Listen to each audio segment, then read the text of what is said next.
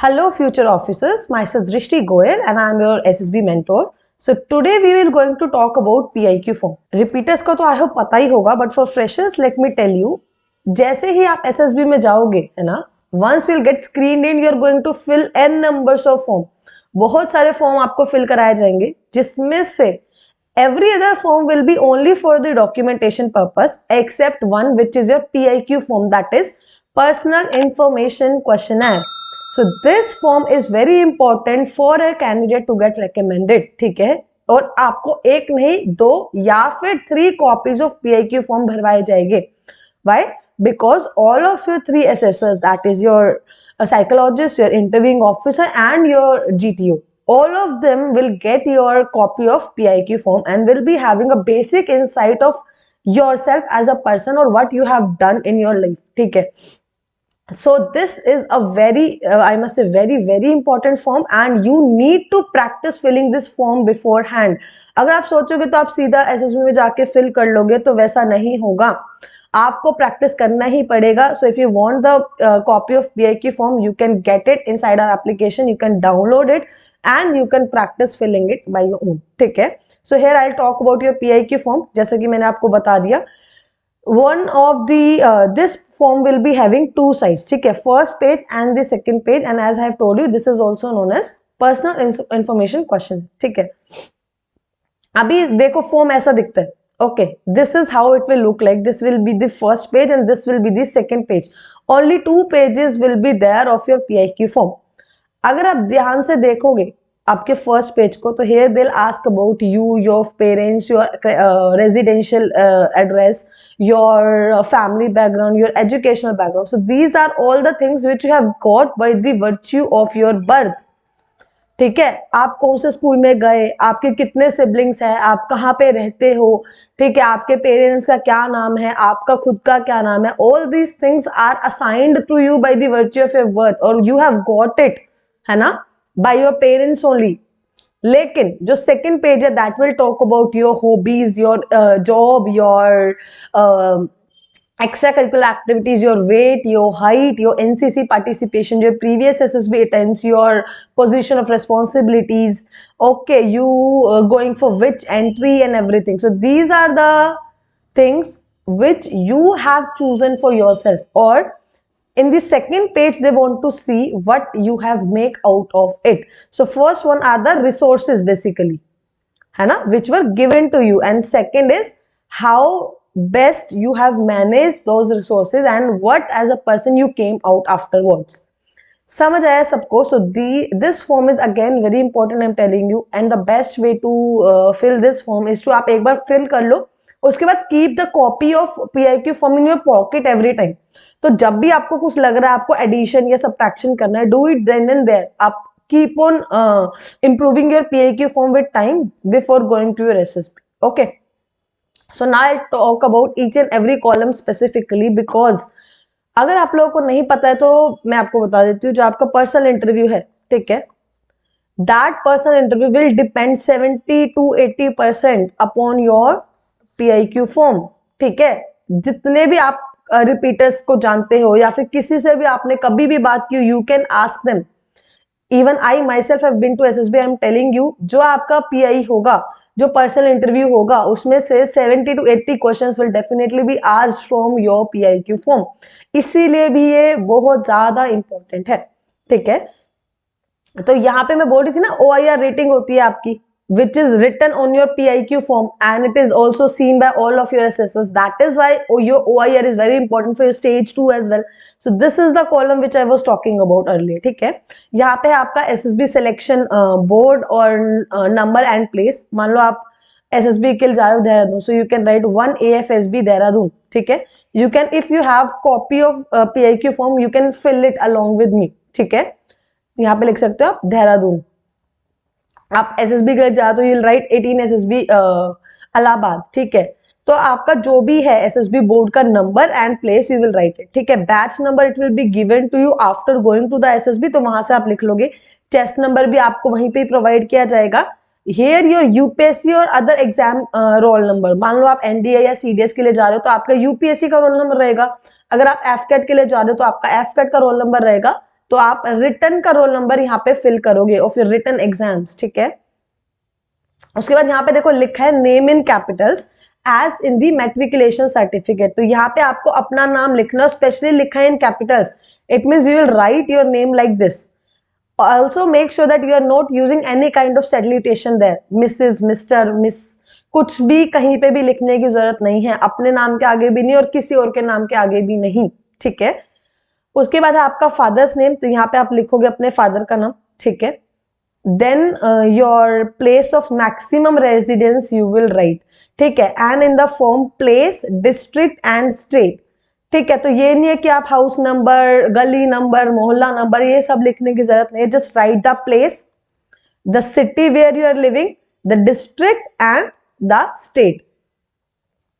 समझ आ रहा है? सो इन 3 words only you will write your address. Also in the end here they have asked about approximate population of the place. So place की population आपको लिखनी है, ठीक है। बाई चांस आप लखनऊ सिटी में रहते हो, ठीक है, so you will write Lucknow at the name of place, then Lucknow district in Uttar Pradesh, ठीक है। So here you will write the population of Lucknow city, not the Lucknow district, ठीक है। आपसे पॉपुलेशन क्यों पूछे? ताकि पता चल जाए कि आपके पास कितने रिसोर्सेज थे व्हेन यू ग्रो अप, ठीक है। आपको पता है ना, जितना ज्यादा पॉपुलेशन होता है generally that is a more developed area, so उससे भी आपकी पॉपुलेशन से they can get an idea कि what type of resources you had while growing up, ठीक है। आप विलेज से पढ़े हो, आप सिटी में रहे हो, ठीक है, आप वो कहाँ पे रहे हो वो आपको उनको वहां से पता चल जाएगा आपके बारे में।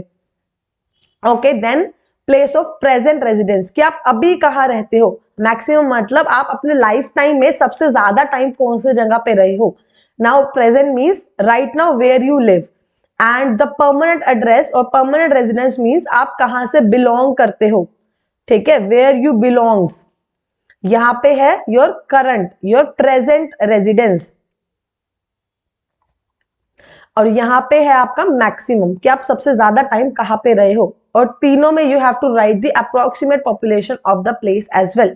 सो लास्ट में आपसे पूछा वेदर डिस्ट्रिक्ट हेडक्वार्टर्स और not, so they have asked this about your permanent residence, जो आपका परमानेंट रेजिडेंस है, आप जिस भी सिटी में रह रहे हो, is that city a district headquarter और नॉट, या फिर जो डिस्ट्रिक्ट का जो एडमिनिस्ट्रेटिव वर्क है वो आपके सिटी में होता है या नहीं। If it is then write yes, otherwise write no. समझ आया सबको? अभी यहां से देखो कितने सारे क्वेश्चंस पूछे जा सकते हैं, कि आपके नेम से पूछ सकते हैं, who gave you this name, how do you belong yourself with this name, आपके फादर के रिगार्डिंग क्वेश्चन पूछ सकते हैं, आपके प्लेस के रिगार्डिंग पूछ सकते हैं, if your all the 3 places are different so they can ask which place you like more and why, ठीक है। आपसे कंपैरिजन करने को पूछ सकते हैं कि आपको सबसे ज्यादा अच्छा कहाँ पे लगा, ठीक है। तो यहाँ पे इस टाइप के क्वेश्चंस दे कैन आस्क, ठीक है। उसके बाद state and district, okay, then your religion, so आप रिलीजन यहाँ पे लिखेंगे। उसके बाद आप लिखेंगे whether SC ST or OBC, if you are in general category you can write इधर जनरल, ओके, और यू कैन राइट नो, ठीक है। Then your mother tongue, so mother tongue is the language which you spoke at home, आप घर पे जो language बोलते हो वो लिखना है। ऐसा नहीं है कि if you are from Haryana so you have to write Haryanvi, if your mother tongue is Hindi you can write Hindi, ठीक है। आप पंजाब में रह रहे हो but your mother tongue is Hindi, हो सकता है, जरूरी नहीं है कि it will be Punjabi, okay. So please make sure that you are writing the mother tongue rightly, okay. Then your date of birth and weather you are married, single और widower, ठीक है। आपका रिलेशनशिप स्टेटस आपको यहाँ पे लिखना है। Also things which I am telling you right here are generic, ठीक है। अगर आपको एसएसबी में कुछ और डिफरेंट इंस्ट्रक्शंस दिए गए हैं so please follow those instructions, so it is very important for you to listen to each and every instructions given there very carefully, okay. Then whether your parents alive, अगर आपके दोनों parents alive है, that is your father and mother both are alive, you will tick here yes, and second question is if not your age at the time of their demise, ठीक है। अगर आपके दोनों parents alive है तो यहाँ पे आप टिक करोगे yes, एंड नीचे you will fill not applicable, ठीक है। Otherwise you will fill no, okay. You will tick here who is not with you right now, whether it is your mother or your father. If it is your mother you will tick here mother and write your age at the time of her demise, ठीक है। आपकी as क्या थी जब उनके death हुई, they just want to see that when you got the responsibility on your shoulders. ठीक है, आपको पता ही है कि once the parents are not there, the children got the maximum responsibility. So just to check that this column is there. ठीक है, उसके बाद है आपका questions related to your family background. So here are particulars related to your father. ठीक है, you have to write his education, his current occupation and the income. ठीक है, similarly your mother, her education, her occupation and income. यहाँ पे देखो आपके अगर guardian है तो you'll write for your guardian as well. ठीक है, here it is for your elder brother, for elder siblings there are 2 columns, for younger siblings there are 2 columns.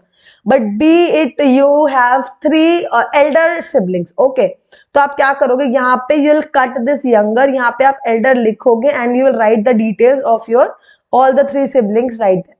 ठीक है, so ये आप ध्यान से fill करना.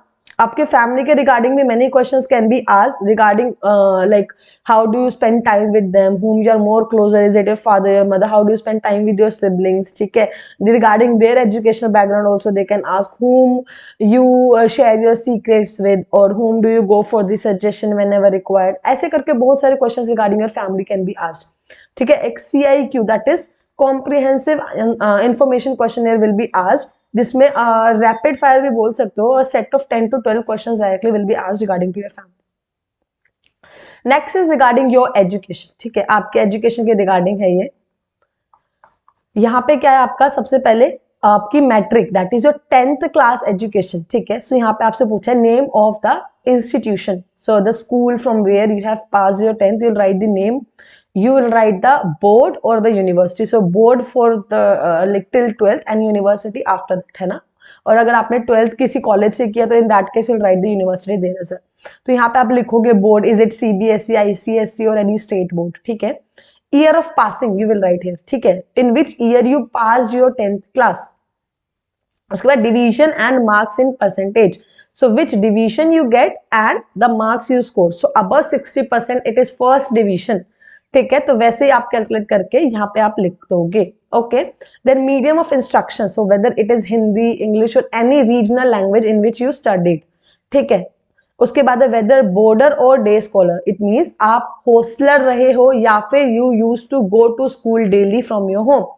ठीक है, उसके बाद outstanding achievement if any. So outstanding achievement in your 10th class they are asking and these achievements will be regarding to your education, है ना. यहाँ पे आप अपने एक्स्ट्रा करिकुलर स्पोर्ट्स की अचीवमेंट्स नहीं लिखोगे. Okay, now asking about your next column is regarding your 12th class और 10+2 equivalent. Here you can even write the subjects like you have been taking PCM or science stream or medical or non-med or humanities. आप ऐसे bracket में लिख सकते हो for your assessor can get more clarity. ठीक है, again you'll write the name of the school, your board, your year of passing, your marks and percentage, your medium of instructions, whether border or day scholar and the achievement if any. ठीक है, आप यहाँ पे achievements कौन से लिख सकते हो, whether you have been the school topper, class topper, district topper, a subject topper, anything of that sort. ठीक है, उसके बाद है ग्रेजुएशन. सो ग्रेजुएशन में आप लिख सकते हो यहाँ पे कि BTech, BSc, okay, BA, BCom, anything whatever degree you have pursued in your graduation you can write it basic, ताकि समझ आ जाएगा सामने वाले को. उसके बाद यहाँ पे आप लिखोगे नेम ऑफ योर कॉलेज, यहाँ पे आप लिखोगे अपने यूनिवर्सिटी का नाम, then your year of passing, your division and your marks in percentage, your medium of instructions, border or day scholar and your achievement in that.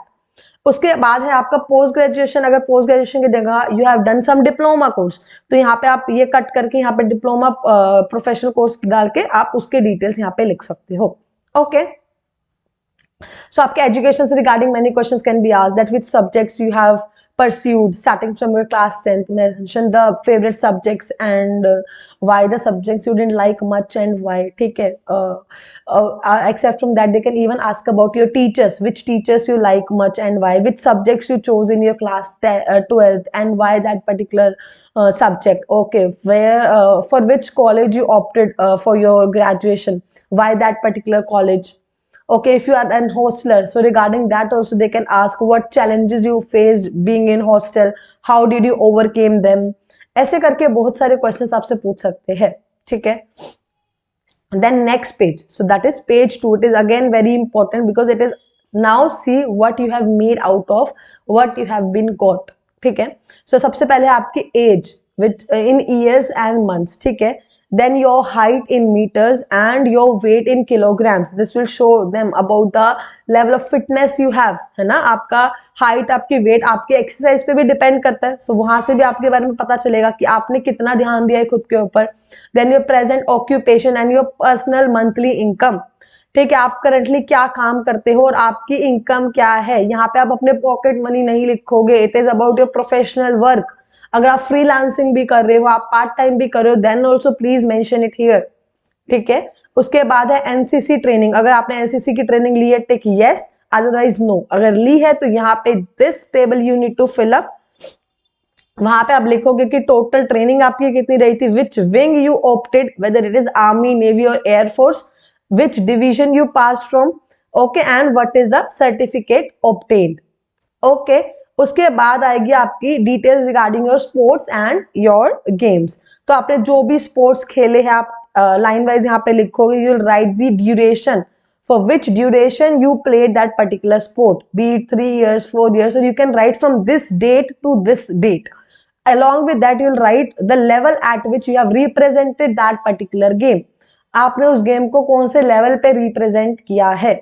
Okay. Along with that you write the outstanding achievement. अगर मान लो आपकी team first आई है और you yourself have achieved something in that particular game, तो आप उसके बारे में यहाँ लिखोगे. That is why I was asking you to not write your sports related achievements in the achievements asked in your education वाले कॉलम्स. ठीक है. उसके बाद your hobbies and your interest. सो यहाँ पे आपसे पूछा जाएगा what type of hobbies do you do. Directly question पूछते हैं आपसे कि what do you do in your free time. Okay. So वहां पे आपके हॉबीज के रिगार्डिंग भी क्वेश्चंस पूछे जा सकते हैं. So please do have some productive hobbies. ऐसा मत लिखना कि sleeping, laughing. Okay, these are not hobbies. Please do have some productive hobbies. And then also if you don't have, it won't take much time in developing a hobby. Utilize this time which is here in your hand and have a hobby. ठीक है. उसके बाद है आपका participation in extra curricular activities. So extra curricular में क्या आएगा आपका debate, dance, singing, your group activities. आपने कॉलेज में, स्कूल में कई बार पार्टिसिपेट किया हो. Any event you have participated which does not comes under your academics और your sports will come under your extra curricular. ठीक है. यहाँ पे आप again you will write the name of the activity, the duration, and along with that you will write the outstanding achievement in that particular activity. Okay. उसके अलावा you will right here the position of responsibilities. Position of responsibilities means आपने कभी कोई position of responsibility handle करी है क्या. नहीं. देखो यहाँ पे क्या लिखा है. offices held in NCC, scouting, sports team, extracurricular group and other fields. मान लो आप कभी स्कूल कैप्टन रहे हो, या फिर स्कूल में आप किसी स्पोर्ट्स टीम के कैप्टन रहे हो, या फिर आप कॉलेज में डांस सोसाइटी के कैप्टन रहे हो, या फिर कॉलेज में कभी प्रेसिडेंट रहे हो, क्लास मॉनिटर रहे हो. Anything where you were handling people will come under position of responsibility. तो यहाँ पे आप प्रॉपर्ली लिख दोगे. ओके. इससे रिगार्डिंग में many questions can be asked that being a president what type of challenges you face and how did you overcame them. Okay. So उसके अलावा भी बहुत सारे क्वेश्चंस पूछे जा सकते हैं कि how you were selected, what were the procedure, what type of questions were asked in the interview. कुछ भी आपसे पूछ सकते हैं, आप देख लो. ठीक है. उसके बाद it is related to your SSB. So nature of commission, you are going for permanent commission और शॉर्ट सर्विस कमीशन. ठीक है. Then choice of service, whether it is army, navy और एयरफोर्स. आप कौन सी सर्विस के लिए जाना चाहते हो. ठीक है. उसके बाद है number of chances availed for commission in all the 3 services. आप अभी तक कितनी बार एसएसबी में गए हो. You need to exclude the current attempt. आप अभी से पहले कितनी बार एसएसबी में गए हो वो आपको लिखना है. Be 2, 3, 4, anything, you will write it in number. Okay. उसके बाद आपसे पूछा गया details of all of your previous SSB और previous SSB interview, be it in army, navy, air force. ठीक है. आपको यहाँ पे डिटेल लिखनी है. In the form you have to write the serial number, type of entry, आप कौन सी एंट्री के लिए गए थे, एसएससी के लिए गए थे या पीसी के लिए गए थे, एसएसबी नंबर एंड प्लेस, या तो टाइप ऑफ एंट्री में आप लिखोगे कि आप कौन सी एंट्री के थ्रू गए थे, like NDA, AFCAT, CDS, NCC special entry, JAG entry, anything, जिस भी एंट्री के थ्रू गए आप वो लिखोगे। You will write SSB number and place, कौन से सेंटर पे आप गए थे, कहां पे गए थे, डेट आप कब गए थे, reporting date basically, and the chest number and batch number, whatever you can recall you need to write. ठीक है, यहाँ पे आपको क्या बोलते हैं, मान लो आप एसएसबी में 3 टाइम्स गए हो, जिसमें से 2 times you were screened out and 1 time you were conference out. So they'll ask you to fill the details of only one attempt where you were conferenced out. जहां पे आप कॉन्फ्रेंस तक गए हो, only those attempts they will ask you to fill the proper details of. Again, it will vary from board to board, तो please listen to the instructions very carefully, whatever is given there. ठीक है, उसके अलावा भी आपको कुछ भी doubt आ रहा है तो you can enroll to our SSB online course and there you can check the entire set of practice sets which are provided for all the 5-day processes. Okay. Now here finally we will cover up the main components of your PIQ form. आपने पूरा form देख लिया है, आपको कहीं पे भी किसी भी कॉलम में डाउट है आप पूछ लेना कमेंट्स में। आप यहाँ पे देख सकते हो मोटा मोटा आपको क्या प्रिपेयर करना है, आपकी पर्सनल डिटेल्स, आपके हॉबीज, आपके educational details, your relationship with family, your co curricular activities, your personal achievements, your previous SSB attempts and your position of responsibilities. So इन सारे एरियाज के around they can ask questions in your interview and they will definitely do. तो ये prepare करके जाना है आपको। Okay, now important points to remember, that is be honest. आप जो भी फिल करोगे ना, you are free to fill anything, nobody will ask you कि आप यहाँ पे ये लिखो, no, you yourself is filling each and every column of that particular form, but then your interviewer is free to ask any question about that particular field, so please be very careful while filling that form. Recollect all your co-curricular activities beforehand. ठीक है, अभी जैसे मैं बोल रही हूँ ना कि एक बार आप सैंपल PIQ फॉर्म फिल कर लो, so take out all of your certificates जो भी आपको अभी तक मिले हैं, है ना, वहां से आपकी पूरी मेमोरी रिकॉल हो जाएगी और आप इजीली फिलअप कर पाओगे। Be aware about everything you write, जो भी आपने लिखा है उससे जो क्रॉस क्वेश्चन आएंगे उसके लिए भी आप प्रिपेयर होने चाहिए। ठीक है, आस्क क्वेश्चंस फ्रॉम योरसेल्फ कि इससे क्या क्वेश्चन बन सकता है। Right neatly and clearly because it is again very important form, तो आपको बहुत अच्छे से उसे फिल करना है। फोकस ऑन प्रोडक्टिव हॉबीज, मैंने आपको पहले ही बता दिया। Recollect proofs and examples of everything you are writing. कभी कभी क्या होता है ना, they will ask you to have a separate folder of all the documents related to your achievements, like your academic certificates or your extracurricular certificates or your sports certificates. तो उसके लिए आपको separately फाइल ले जाने के लिए बोलते हैं, especially in your AFSBs. So please carry all those certificates जो आपने लिखे हैं, but in case आपके पास सर्टिफिकेट नहीं है तब भी आप लिख सकते हो, because the questions which they will ask regarding that field वो आप अच्छे से आंसर कर देने चाहिए। A well written PIQ form is essential for the recommendation that I hope you now know.